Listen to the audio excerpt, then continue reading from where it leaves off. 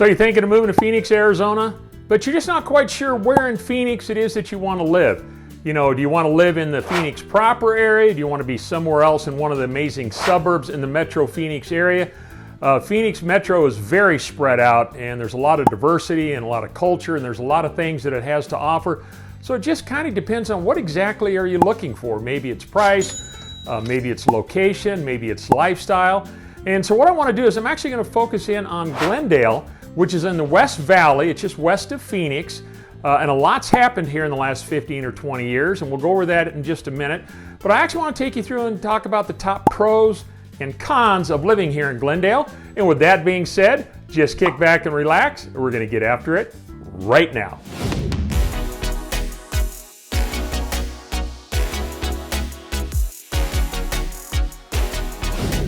Hey, if this is your first time to the channel and you want to know everything there is to know about a city like Glendale or anywhere else in the Metro Phoenix area, then be sure and subscribe below and tap that bell for notifications. You'll be the first to learn about our current market here in Phoenix. Hi, my name is Rick, and the team and I, we get calls and emails from people just like you every single day looking to move to a city like Glendale or the Phoenix metro area, and we absolutely love it. So whether you're looking to move next week, a month from now, or even a year from now, go ahead. You can reach out to us. You can give us a call. You can send us a text. You can shoot us an email, and we'd be more than happy to help you make a smooth move to Phoenix. All right, so I'm going to go ahead and cover the top 4 pros and cons of living here in Glendale and see if this might be the right fit for you and your family. All right, let's go ahead and cover the first pro of living in Glendale, and that would be the affordable cost of living. You know, according to the Numbeo website, on a scale of 1 to 100 as it relates to the state of Arizona, Glendale is about 85. So it's a little bit less than it is in other cities, not only in the Metro Phoenix area, but around the state. You know, for example, transportation costs are a little bit lower. Groceries on average in Arizona, they're a little bit lower priced in Glendale than they are in other cities. So those are some factors just to take into consideration, and I'll go ahead and post a link to that site so you can look into it further. But also just the overall affordability factor of living in Glendale. You know, the median sales price right now is around $400,000, and that's down substantially from last spring and early summer. It's come down about $40,000 to $50,000. So we're definitely seeing a correction in our market here in the valley, and it's definitely impacted Glendale as well. But Glendale adds a lot of diversity of lifestyles, so depending on what fits your budget.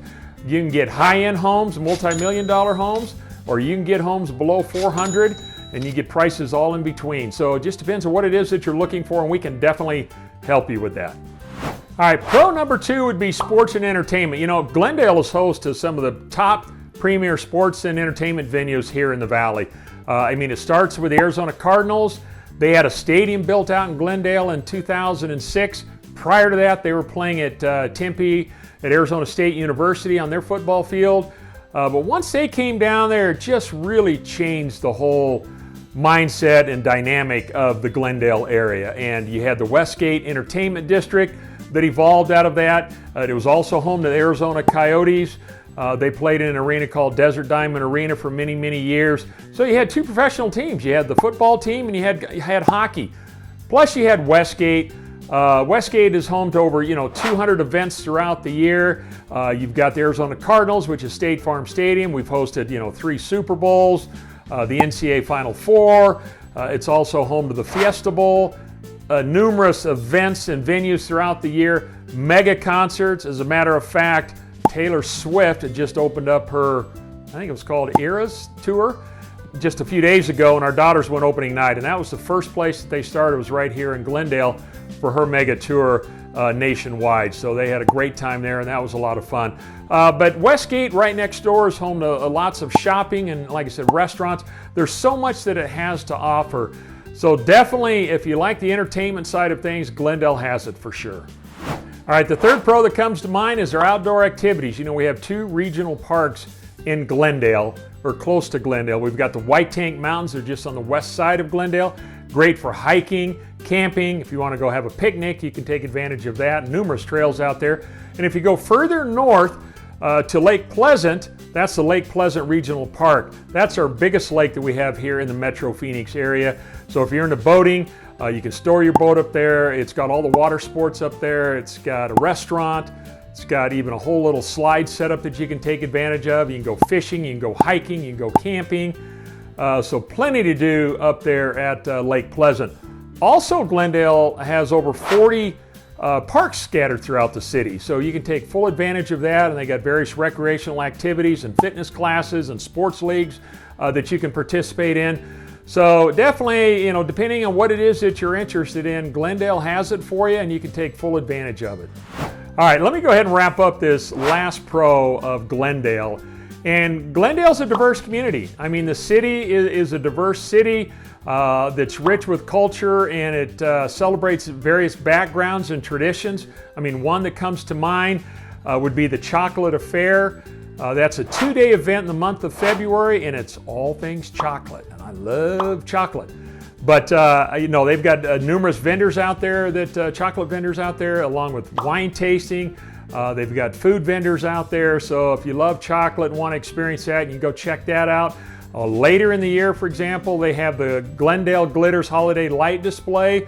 I've actually taken my kids out to that. That's a fun event, and it's an amazing display around the holiday season with everything all lit up and all the lights up in downtown Glendale. So that's definitely something worth checking out when you're out there in Glendale.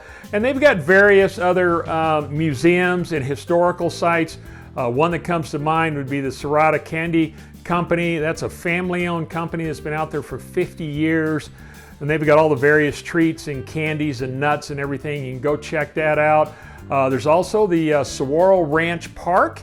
That's a historical park there, both for recreation. You can also see the history behind it. It's got softball fields out there. It's got soccer fields. It's got a dog park. So it's a very, very large park there in Glendale. And they also have the doll and toy museum there in Glendale. So if you've got kids that are into dolls and various toys and things like that, you can go check that out. So that's just a few of the things that Glendale has to offer when it comes to the diverse community, and definitely should go check it out. All right, our first con would be our weather in the summertime. I'd be remiss if I didn't talk about it. It can get brutally hot in the summertime. June, July, and August, sometimes into September. It can get extremely hot. It's very common for temperatures to get well over 100 degrees. For those of us that live here year-round, you just got to use good common sense. Fortunately, a lot of people work indoors or they work from home in the air conditioning. Make sure your car's well serviced in the summertime. You got good AC when you're driving around. But if you like to get outdoors, do it early in the morning or late afternoon, early evening. You know, you're away from the peak days of the heat of summer. And the most important thing is you've got to drink plenty of water. You must stay hydrated. And if you are outside for any extended periods of time, just make sure you're properly covered up. And if you got to wear a big hat, wear a big hat. If you want to put on sunscreen, do that as well. If you happen to have animals, and if you have dogs, for example, and you like to take them out, there again, same thing applies. Pavement get extremely hot here in the summertime, as well as the sidewalks. So you want to do it early in the morning or early evening, you know, when the heat of day is gone. But if you use good common sense, you know, you should be able to get through it okay, and it shouldn't be too bad for you. All right, the second con that comes to mind would be a lack of public transportation. You know, if you live in an environment where this is something that's important to you, or you've been able to take advantage of it back home, unfortunately here in the Metro Phoenix area, and it's just not Glendale specific, is we just don't have a good infrastructure in place for the public transportation. And I think a lot of it has to do with just the enormity of the Metro Phoenix area. If you fly into Phoenix City, it's extremely spread out. So we're not going to have a subway system or a BART system like they have up in San Francisco. It's just not economical here to have that system in place. We do have a light rail system that does service parts of the valley that might be of benefit to you. And we also have the Valley Metro bus line that you could take advantage of. But if it's something that you're going to use on a regular basis, my guess is it wouldn't fit what it is that you're looking for. And the best advice that I can share with you is have your own automobile. You're just going to need a car to get around town. Just to the enormity of how spread out Phoenix is, it'll serve you best to provide your own transportation. All right, the number 3 con of living in Glendale, sadly I hate to talk about it, but it's our high crime rate.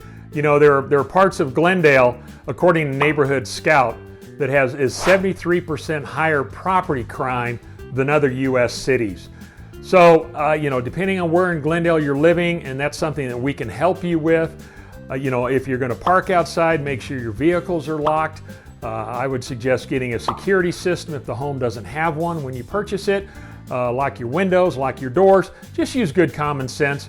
But there's a number of areas throughout Glendale that are gated, that are well protected.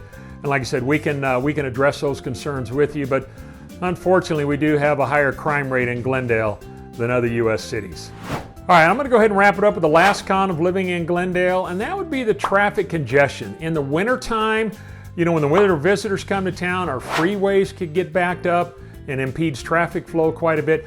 Glendale has a nice freeway access with the 101 freeway. It's very easy to get in and out of Glendale from that, and throughout most of the year, it's not an issue.